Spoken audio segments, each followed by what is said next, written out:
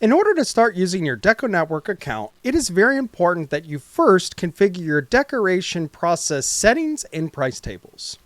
Within the admin, come over to Decoration Processes.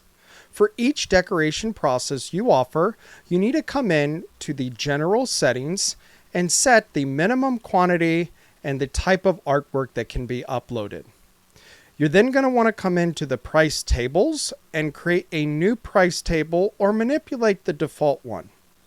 Each decoration method can calculate the pricing based on different variables. Screen printing counts colors, embroidery counts stitches.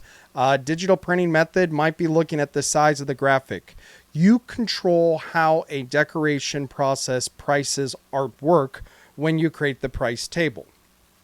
After you've created the price table, for your analog processes like embroidery and screen printing, you're going to want to come into the color palette and designate what colors you have on hand so you set the expectations for the customer if they're designing a quote or order from scratch or your team is. We don't want to be selling a product in which we don't have that thread color, we don't have that ink color, we shouldn't be offering it.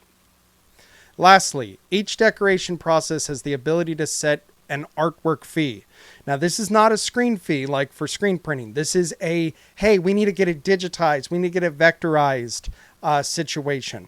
Also know that this also triggers that artwork go through the artwork approval phase. So maybe you don't want to charge a fee by default, but you always want the artwork to go through the art department before going to production. Well, make sure you automatically create an artwork job.